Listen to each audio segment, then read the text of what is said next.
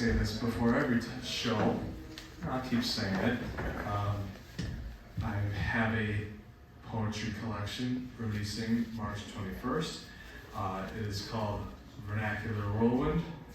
It is a whirling dervish of political angst in a simplistic manner. You can summarize it in a few words. But I'll be reading from my other one today. This is called Daily Grievances right here. It's a bit of a dreary, somber day with the rain washing past nuances away. But it's still winter. Spring's on the horizon, but we're not quite there yet. So I like to read things that really incorporate the mood from the day or the night and expose them into my work and my reading. So we'll start with the first poem entitled Winter's Flower. Excuse me for just a second. Sorry for interrupting. Oh, it's okay. No problem. Winter's Flower. Under winter's steel blade, the concrete begins to crack. The sky was getting gray and the winds unleashed their wrath. In due time, seeds were sown between grays and blue. Arise as the stem will grow and shine beneath many moons. Your childish masquerade came upstairs with slight taps. One day the tension did fade and your memory gives me a laugh.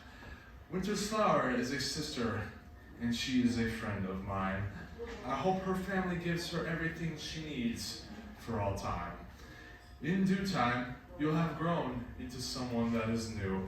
The hummingbirds have flown up north and not a moment too soon.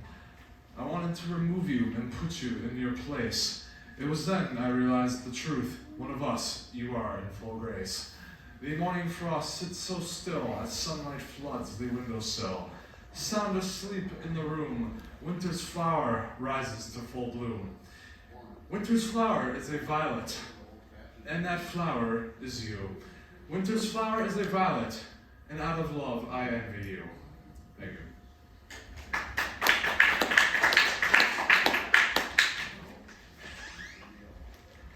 I live by a river, not Milwaukee River, a different river, and my street, about half a mile south, flooded due to the rain and the melting snow and all that.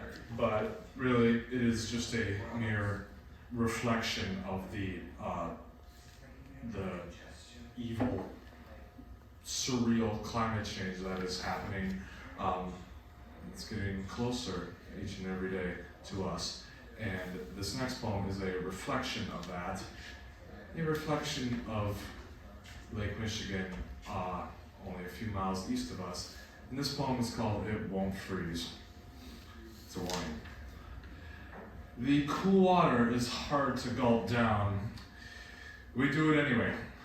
We take plotted punches all around, embracing tomorrow's yesterday. The hone above is in a golden frown. We drive across every day. We emit toxic fumes around the crown, but we won't admit our own fate. Marketers and big-name companies want to capitalize and monopolize the great blue. Smokestacks sit in front of the bay and on top of postal cards from me to you. It just won't freeze. I watch this water boil to a brim in unwavering sunlight reaching deep down in. Ever closer, ever closer. I watch those moist, wet lips kiss the ground of an overture that makes no sound. Ever closer, ever closer. Death is ticking by, sand is washing by. Watch the time allotted dwindle on the shoreline. The tide is keeping in. Our next excuse wears so thin. Consequential eye is watching, but we don't mind. As high water level is rising, like the boil of a pot.